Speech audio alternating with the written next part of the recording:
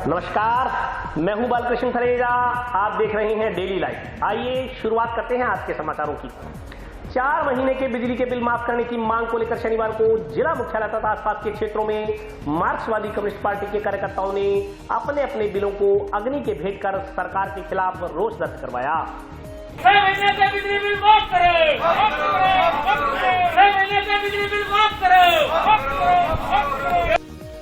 4 माह के बिजली बिल माफ करवाने की मांग को लेकर बिजली बिल माफ आंदोलन के तहत पूर्व घोषित कार्यक्रम के अनुसार मार्क्सवादी कम्युनिस्ट पार्टी के बैनर तले पार्टी कार्यकर्ताओं ने आमजन के साथ मिलकर शनिवार को जिले भर में विद्युत बिल जलाकर विरोध प्रदर्शन किया। इसी कड़ी में गांव मक्कासर के ग्राम पंचायत कार्यालय में माकपा कार्यकर्ताओं के साथ ग्रामीणों ने अपने अपने घरेलू बिजली के बिल जलाकर व नारेबाजी कर सरकार से गत 4 माह के बिजली बिलों को माफ करने की मांग की। वक्ताओं ने कहा कि पूरे हनुमानगढ़ जिले में 15 मई से बिजली के बिल माफ करने की मांग को लेकर आंदोलन चलाया जा रहा है, लेकिन अभी सरकार इस तरफ ध्यान नहीं दे रही। उन्होंने बताया कि भारतीय जनता पार्टी व कांग्रेस अपने विधायकों की बाड़ेबंदी व राजनीतिक रैलियां करने में लगी हुई है। इससे साबित होता है कि दोनों ही पार्टियों को गरीब जनता के प्रति कोई हमदर्दी नहीं है। दोनों पार्टियों के लोग अपने प्रचार प्रसार में लगे हैं, जबकि लॉकडाउन के चलते आम जनता आर्थिक रूप से बुरी तरह परेशान है। वक्ताओं ने कहा कि मार्क्सवादी कम्युनिस्ट पार्टी आम जनता के साथ कंधे से कंधा मिलाकर खड़ी है। सरकार की जन विरोधी नीतियों का व्यापक रूप से विरोध जारी रहेगा। जब तक बिजली के बिल माफ नहीं हो जाते तब तक आंदोलन जारी रहेगा। इसी प्रकार गाँव पक्का साराना में बिजली बिलों की प्रतियां जलाकर सरकार से कोरोना महामारी के चलते 4 माह के बिजली बिल माफ करने की मांग सरकार से की गई। इस मौके पर वक्ताओं ने कहा कि जब कोरोना बजट के तहत हजारों करोड़ रुपए केंद्र सरकार के दावे के अनुसार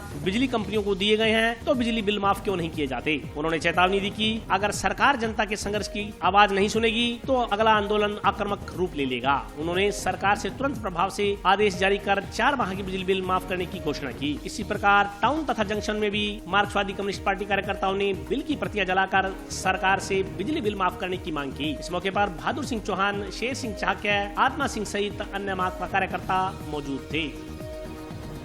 4 माह के बिजली के बिल माफ करने होंगे, करने होंगे, करने होंगे। आवाज तो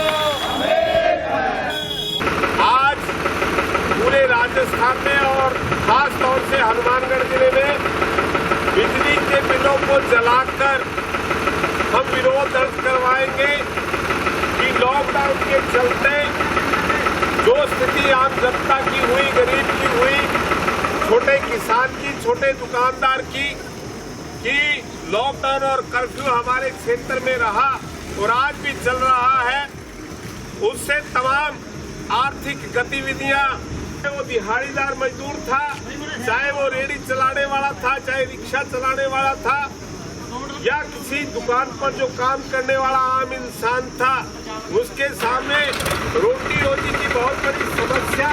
आज भारत की कम्युनिस्ट पार्टी मार्क्सवादी CPIM ने तमाम जिले में और तमाम राजस्थान में जो बिजली के बिल माफ करने का हमारा आंदोलन हमने शुरू किया है कि लॉकडाउन के चलते, कोरोना वायरस के चलते यहाँ हनुमानगढ़ में और बहुत सारे क्षेत्र में कर्फ्यू रहा, तमाम आर्थिक गतिविधियां खत्म थी, तमाम कोई भी आदमी अपने घर में तमाम लोग कैद थे, कोई भी आर्थिक गतिविधियां नहीं थी, कोई किसी के पास कोई काम नहीं था, धंधा नहीं था, और आज भी हालत खराब है। और हमारी डिमांड थी सरकार से कि कम से कम 4 माह के बिजली के बिल माफ उन लोगों के जो आम जनता है, जो इनकम टैक्स के दायरे से बाहर है, जो गरीब है, जो दिहाड़ीदार मजदूर है, जिनका बिल जो है वो भर नहीं पाएंगे, और इस भयंकर गर्मी में अगर उसका कनेक्शन कट जाता है तो इस भयंकर गर्मी में उसका परिवार किस प्रकार से रहेगा।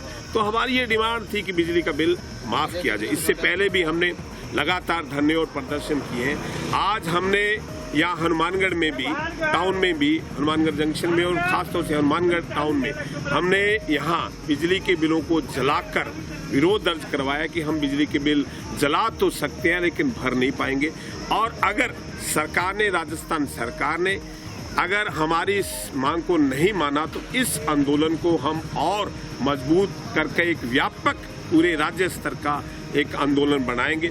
हमारा जो आज का प्रोग्राम है, ये हमने जो लगातार बिजली के बिलों को लेकर जो हमारी पार्टी है CPM पार्टी, हम लगातार इस बात को उठा रहे हैं कि 4 माह के बिल माफ किए जाएं, क्योंकि जो आम जनता है, आम आदमी है, मजदूर, किसान है, उसने जब लॉकडाउन का पालन किया, मोदी सरकार ने और राजस्थान सरकार ने ये लॉकडाउन लगाया और उन्होंने तमाम हर एक आदमी ने अपने घर में रहकर लॉकडाउन का पालन किया ताकि ये कोरोना की जो जंग है इसके साथ लड़ा जा सके। इसलिए कोई भी ऐसा परिवार नहीं था जिसने कहीं भी जाकर, किसी फैक्ट्री में जाकर, कहीं चेजे पे जाकर, कहीं रेडी में, कहीं ऑटो चलाकर, कहीं भी उसने कोई ऐसा काम नहीं किया इस लॉकडाउन के चलते। तो पैसा कहाँ से आएगा उसके पास? इसलिए हालात ऐसे है कि लोग भूखे मर रहे हैं, किसी के पास खाने के लिए अनाज नहीं हैगा। ऐसी कंडीशन के अंदर जो ये बिजली के बिल आ रहे हैं और लगातार इस भीषण गर्मी के अंदर जो बिजली के बिल आ रहे हैं, इनको भरा नहीं जा सकता। इसलिए हमने ये इस सरकार से गुहार की है कि जो ये बिल है इनको माफ किया जाए ताकि आम जनता को राहत मिल सके। राजस्थान के अंदर बिजली की दरें राज्य सरकार ने बढ़ाई है। इसमें अजीब बात यह है कि आम उपभोक्ता से तो 1 रुपये प्रति यूनिट के हिसाब से, और बड़े जो कारखाने वाले हैं, कारखानेदारों को 2 रुपये की छूट दी है।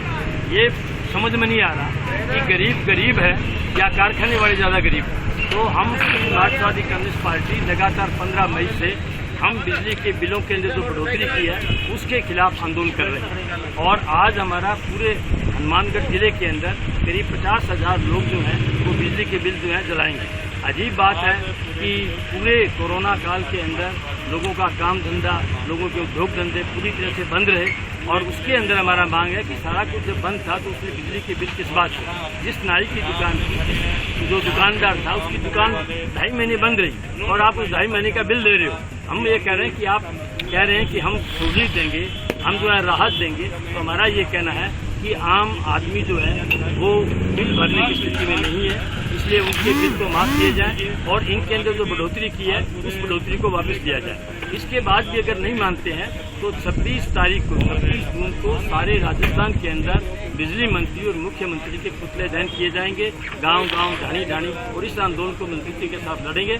जब तक बिजली के बिल माफ नहीं होंगे, बढ़ी हुई कीमतें वापस नहीं होंगी, हमारा आंदोलन तेजी पकड़ेगा और आगे हम इस आंदोलन को ले जाते रहेंगे। सरकार द्वारा जो पूर्व में घोषणा की हुई है बिजली बिल स्थगित करने की बात जो सरकार ने कही थी, और हमारा सरकार को ये कहना है कि सरकार लॉकडाउन के दौरान जनता ने लॉकडाउन का पालन किया और लॉकडाउन की पालना करते हुए कामकाज ठप रही, और जिससे जनता का कोई काम नहीं चलने से जनता बिजली के बिल भरने में असमर्थ है।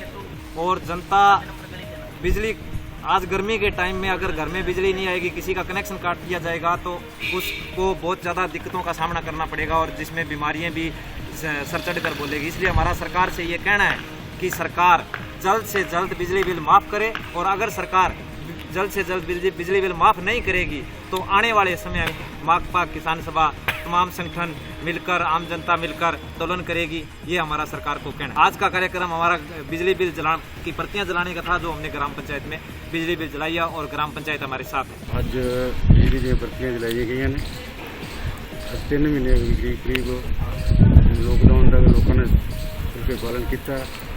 ठीक है, अंदर रहे जिमें मतलब मजदूरी नहीं मिली, अब बिल कितों भरना, भुखना लोग लड़ रहे हैं। अगर सरकार बिजली का बिल नहीं माफ करेगी तो असी आने वाले टाइम पे आंदोलन करेंगे। टीबी थाना क्षेत्र में एक विवाहिता की जहर के असर से मौत हो गई। मृतका के परिजनों ने इस मामले में ससुराल पक्ष पर दहेज के लिए प्रताड़ित करने और जहर पिलाकर मारने के आरोप में मामला दर्ज करवाया है।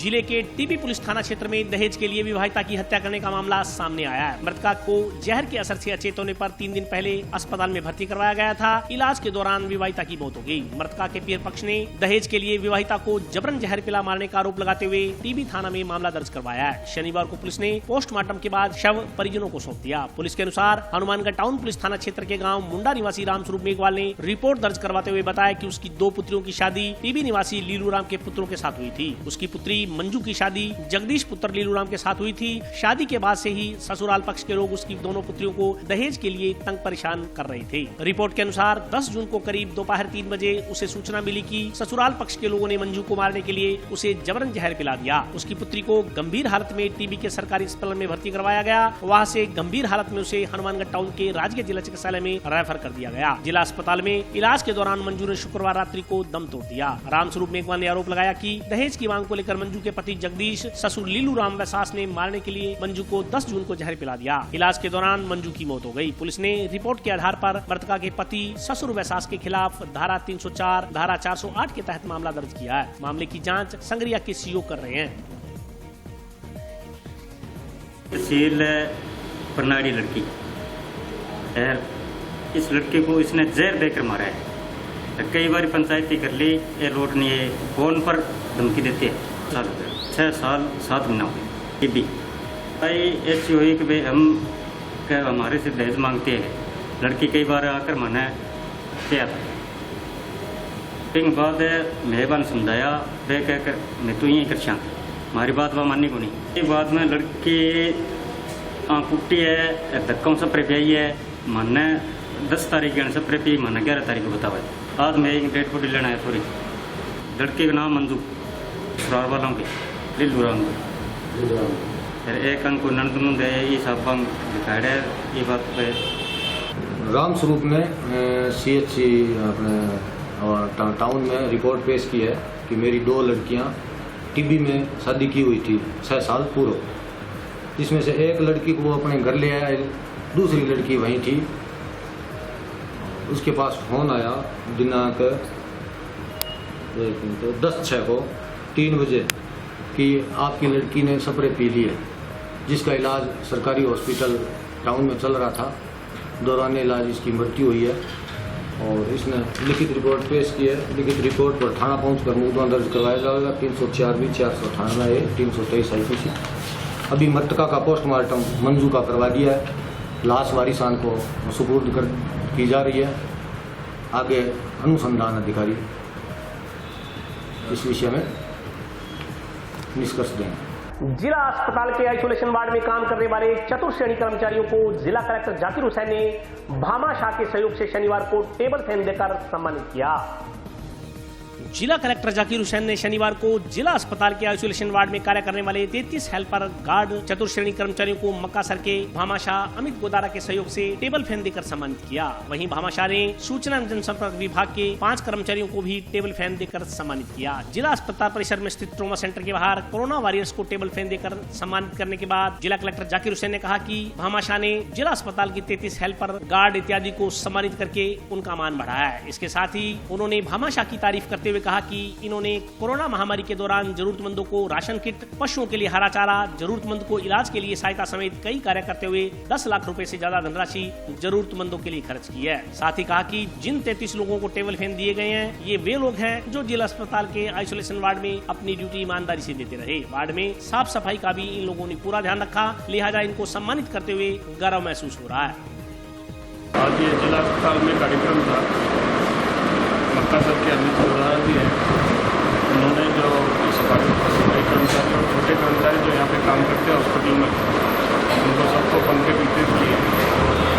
और हम पहले भी लॉकडाउन के दौरान काफ़ी मदद की और 10-12 लाख रुपये की लोगों को मदद की है, जिसमें इलाज के किट दिए हैं और भी जरूरी सामान दिए हैं। इसके लिए हम लोग आए थे और इसका मुख्य उद्देश्य यही है कि जो हमारे छोटे कार्यकर्ता हैं उन सबका मनोबल बढ़ाया जाए और उनकी जरूरत।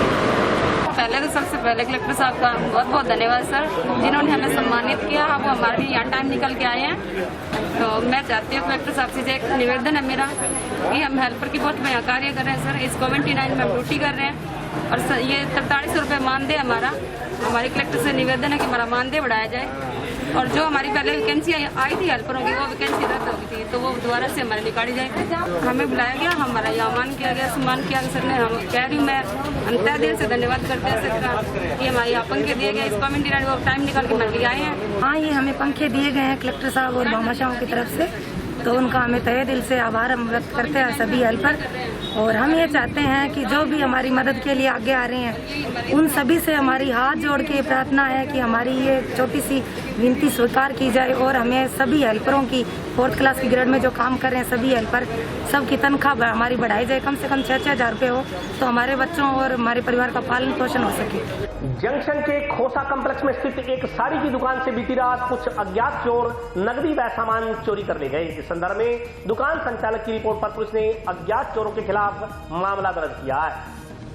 चोरों ने शुक्रवार रात्रि को जंक्शन की सब्जी मंडी के नजदीक स्थित खोसा कॉम्प्लेक्स में संचालित एक साड़ी की दुकान को निशाना बनाया। बताया जा रहा है कि चोर दुकान से नकदी के अलावा महंगे लहंगे तथा अन्य साड़ियां चोरी कर ले गए। जानकारी के अनुसार सब्जी मंडी स्थित खोसा कॉम्प्लेक्स में श्री राम साड़ी एम्पोरियम के नाम से साड़ियों की दुकान है। बताया जा रहा है कि शनिवार सुबह खोसा कॉम्प्लेक्स की दुकान में पानी के कैंपर की सप्लाई देने आए युवकों ने साड़ी की दुकान का खुला शटर व शीशा टूटा हुआ देखा तो इसकी सूचना दुकान मालिक को दी। सूचना पर दुकान संचालक नरेश सिंधी मौके पर पहुंचा और दुकान के अंदर रखा सामान संभाला तो गले से नकदी एवं कई साड़ियां गायब मिली। इसके अलावा कीमती लहंगे भी दुकान से नदारद थे। दुकान संचालक के अनुसार शुक्रवार रात्रि को चोरों ने ताला व शीशा तोड़कर दुकान में प्रवेश किया और गले में रखे रुपए एवं महंगे लहंगे चोरी कर ले गए। दुकानदार नरेश सिंधी के अनुसार वह रात्रि करीब 8 बजे दुकान बंद कर घर गया था। सुबह करीब 7:45 बजे जब पानी देने वाला कैंपर छोड़ने आया तो उसे चोरी होने की जानकारी मिली। दुकानदार के अनुसार सब्जी मंडी की गलियों में एक भी स्ट्रीट लाइट नहीं है, इस कारण रात्रि को अंधेरे में चोरों को चोरी करने में आसानी रहती है। रात्रि के समय अंधेरे में सीसीटीवी कैमरे भी काम नहीं करते। पुलिस मामले की जांच कर रही है। रात को दुकान पे अपने 8-9 बजे मंगल करके गए थे और सुबह कैंपर वाला पानी रखने आता है तो उसका फोन आया था कि आपके ताला टूटा हुआ है और शीशा भी टूटा हुआ है। तो आके देखा तो सच में शीशा टूटा हुआ था और उसके बाद अंदर आके देखा सब खिला हुआ था और कुछ माल भी गायब है। 15-20 सामान के पुलिस आई गई, काम करके गए। सीसीटीवी कैमरे लगे हुए हैं पर वो रात को सब बंद कर जाते हैं, जैसे लाइट रोज। और अभी वक्त ब्रेक का, हाजिर होता हूँ छोटे से ब्रेक के बाद।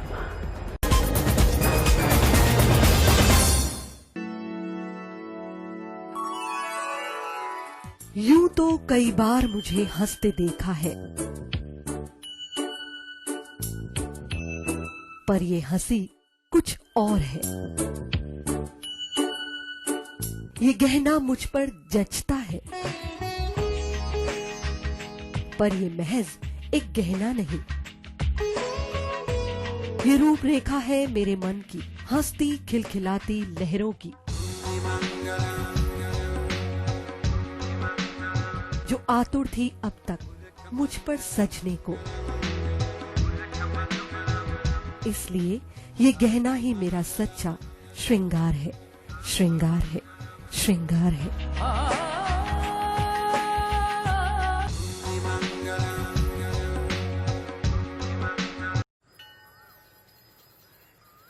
अरे बबलू, लॉकडाउन खुलते ही टहलने निकल पड़े। महामारी अभी फैली हुई है। सरपंच जी टहलने नहीं, काम पे वापस जा रहे हैं। तुझे डर नहीं लगता वायरस पकड़ लेगा? पहले थोड़ा बहुत डर लगता था, फिर पता चला कि अगर मैंने पूरी सावधानी बरती तो ये बीमारी होने की संभावना कम है। सबसे महत्वपूर्ण है ये मास्क। काम पर मास्क हमेशा पहनूंगा, समय समय पर हाथ धोता रहूंगा और दूसरों से हर वक्त कम से कम 2 गज की दूरी बनाए रखूंगा। खुद को, दूसरों को और अपने परिवार वालों को भी सुरक्षित रखूंगा। अरे भाई, मेरी जिम्मेदारी बनती है तुझे चेतावनी देना, तो दे दिया। जब देश के मेडिकल और स्वच्छता कर्मचारी रोज कोरोना वायरस से लड़ने का काम कर रहे हैं तो हमारी भी तो जिम्मेदारी बनती है अपना काम करने की। बबलू, तुझे कुछ हो गया तो? हजारों लोग इस बीमारी को हराकर ठीक हो चुके हैं और अगर किसी कारण मुझे ये बीमारी हो भी जाए तो सरकार ने अस्पताल में हमारे इलाज के लिए पर्याप्त व्यवस्था कर रखी है। ये घबराने का वक्त नहीं, एक दूसरे का हौसला बढ़ाने का वक्त है। अरे ऐसे क्या देख रहा है? तू काम पे जाएगा, मैं नहीं जाऊंगा, नाक नहीं कट जाएगी मेरी। चलो मास्क। हाँ, मास्क। अरे नाक तो ढक लो। हाँ। कोरोना वायरस से हमें लड़ाई जारी रखनी पड़ेगी, पर उससे डर कर नहीं, पूरी सावधानी के साथ डट कर चलिए। रुकी जिंदगी को आगे बढ़ाएं, देश को आत्मनिर्भर बनाएं। जय हिंद।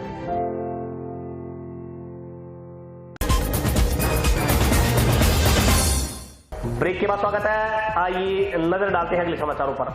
जंक्शन के वार्ड संख्या 49 में रेलवे प्रशासन द्वारा रास्ता बंद करने के विरोध में शनिवार को वार्ड वासियों ने प्रदर्शन कर विरोध दर्ज करवाया।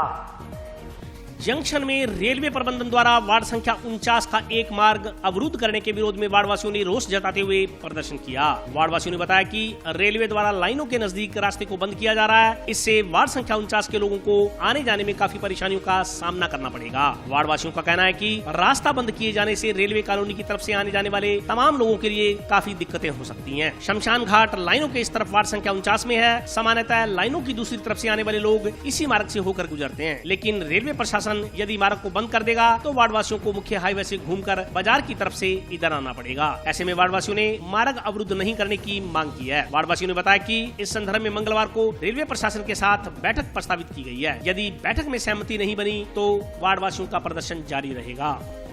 ये लंबे समय से विवाद है। रेल कहती है ये जो जमीन है हमारी है, जबकि सही मायने के अंदर ये जो जमीन है वो 1958 तक मेरी रही और मेरे से स्टेट गवर्नमेंट ने जो है एक्वायर की है। हम रेल को यही कहते हैं कि भी अपना कोई विवाद नहीं है। अब 1958 के बाद में जो मेरे पास ये कॉपी है 1958 की 31/2/1958 कलेक्टर गंगानगर के आदेश के द्वारा जो मेरे से जमीन ली गई है ना, इसके बाद में यदि रेल ने स्टेट गवर्नमेंट से एक्वायर की है तो वो कागजात दिखा दो, हमारा कोई विवाद नहीं है। जहाँ भी आपकी सीमा आए वहीं आप लगा दो। यदि आप एक तरफा ऐसा काम करना चाहेंगे तो हम 1 सेंटीमीटर भूमि भी नहीं देंगे। 10 फुट और 5 फुट और 20 फुट के तो मतलब ही नहीं। यही कहना है तरीके से जो है देखो 31/2/58 के बाद में आपने एक्वायर किया है, भूमि आपकी है, अदरवाइज हम 1 सेंटीमीटर भी नहीं देंगे। ये आज सुबह से ही वार्ड 49 में गांधीनगर और रेलवे की भूमि का विवाद चल रहा था। सुबह भी काफी विवाद हुआ और अब नगर परिषद के अधिकारी और रेल कर्मचारी ये अभी आए तो नगर परिषद अधिकारियों ने कहा कि जो रेल हमारी भूमि के अंदर जो अतिक्रमण करने जा रही है वो हम नहीं करने देंगे। ये नगर परिषद के कर्मचारियों ने कहा कि जो ये आपने अभी लाइन खींच के यहाँ जो दीवार बनाना चाहते हैं ये नगर परिषद की भूमि में है, इसमें आप न बनाओ। उन्होंने नक्शा वगैरह देखा और जो इन्होंने रेल जहाँ दीवार बनाना चाह रही थी उससे 10 फुट पीछे जगह वास्तव में आ रही है भी सहमत हो गई है, लेकिन फिर भी इन्होंने मंगलवार का समय दिया सुबह 10 बजे का। सुबह ये सभी अधिकारी नगर परिषद के भी, रेल प्रशासन भी, स्थानीय जनप्रतिनिधि भी ये सब मिल बैठ करके फैसला करेंगे। किसी के घर का दरवाजा बंद नहीं होगा, वहाँ से कम 20-20 फुट जगह छोड़ करके इनको मार्ग दिया जाएगा। उसमें नागरिक भी सहमत हैं और रेल कर्मचारी भी सहमत हैं, तो हमें कोई आपत्ति नहीं है। मंगलवार का समय दिए, दोबारा मीटिंग में ये सब तय हो। कलेक्ट्रेट परिसर में एसबीआई बैंक शाखा के सामने बने पार्क में शनिवार को पर्यावरण संरक्षण के उद्देश्य से पौधारोपण किया गया। एसबीआई बैंक और कलेक्ट्रेट शाखा के कर्मचारियों ने शनिवार को कलेक्ट्रेट परिसर में एसबीआई बैंक के सामने वाले पार्क में पौधारोपण कर उनकी सार संभाल का संकल्प लिया। उल्लेखनीय है कि जिला कलेक्टर की प्रेरणा से पर्यावरण संरक्षण के उद्देश्य से एक विशेष अभियान के तहत करीब 3 माह से विभिन्न राजकीय संस्थाओं के सहयोग से पौधारोपण किया जा रहा है। इसी क्रम में वन विभाग के सहयोग से स्टेट बैंक ऑफ कर्मचारियों ने कलेक्ट्रेट परिसर में 50 पौधे लगाकर उनकी सार संभाल का जिम्मा लिया। इस दौरान गुल्लर, डिस्टोनिया, टिकोमा, बड़ तथा पीपल आदि के पौधे लगाए गए। ये 3 महीने से हमारा कार्यक्रम चल रहा है पौधारोपण का। पौधारोपण करना और उनकी देखभाल करना। ऐसा नहीं किया और बाद में भूल गए। हम लगातार 3 महीनों से ये कर रहे हैं कि पौधारोपण करते हैं, उनकी सार संभाल की देखभाल करते हैं। और इसी क्रम में आज अमीन जी, बैंक मैनेजर और इनके जो अमीन जी के निवेश हैं और वकील जी जोदरवाल जी, उन्होंने कहा था कि हमारे उस साइड में भी पेड़ पौधे हमारे लगाने की इच्छा है। तो कल हमने 50 पौधे वन विभाग से मंगवाए, जिसमें गुल्लर, डिस्टोनिया है, टिकोमा है, बड़, पीपल और कई तरह के गुड़हल तक कई तरह के पौधे हमने मंगा लिए और आज इसमें पौधारोपण किया जा रहा है। इसी पौधारोपण के तहत करने के बाद अब इसकी जो देखभाल है वो अमीन जी और इनका पूरा जो ग्रुप है वो पानी देना और वो ये करें। ये सर कार्यक्रम कलेक्ट्रेट की तरफ से और बैंक की तरफ से हमारे संयुक्त प्रोग्राम था। इसमें पौधारोपण आज किया गया है तरफ से और कलेक्ट्रेट के अधिकारियों की तरफ से, जिसमें ब्रिजमोहन जी ने इनिशिएटिव लिया है। संदेश ऐसा है कि गर्मी का टाइम है और आज की ज़रूरत है कि जितने ज़्यादा से ज़्यादा हम वृक्षारोपण कर सकें ताकि हमारा जो पोल्यूशन है वो कम हो और लोगों को एक इससे वो थोड़ा पॉजिटिव मैसेज आएगा वृक्षारोपण के लिए भी। शहर में बढ़ रही चोरी की घटनाओं पर अंकुश लगाने की मांग को लेकर शनिवार को स्वर्णकार समाज समिति के पदाधिकारियों ने टाउन थाना प्रभारी को ज्ञापन सौंपा। स्वर्णकार समाज समिति टाउन ने शनिवार को टाउन थाना प्रभारी रमेश माचरा को शहर में बढ़ रही चोरी की घटनाओं पर विराम लगाने की मांग को लेकर ज्ञापन सौंपा। स्वर्णकार समाज समिति के सदस्यों ने बताया कि शहर में आए दिन चोरी डकैती की घटनाएं बढ़ती जा रही हैं। उन्होंने चोरी की घटनाओं पर लगाम लगाने के लिए रात्रि गश्त बढ़ाने की मांग की। इस मौके पर सदस्यों ने पुलिस थाना स्टाफ के लिए वॉशेबल मास्क एवं सैनिटाइजर भी भेंट किए। इस मौके पर समिति के कैलाश चंद्र सोनी, कालू राम सोनी, विनोद सोनी, पवन सोनी, सुभाष सोनी, हरीश सोनी, जैकी सोनी सहित समिति के अन्य सदस्य मौजूद थे। आज स्वर्णकार सभा समिति हनुमानगढ़ टाउन द्वारा नवनियुक्त श्री रमेश जी माचरा का कार्यभार संभालने पर स्वागत किया गया। उनका स्वागत माल्यार्पण कर और पुष्पगुच्छ भेंट करके किया गया।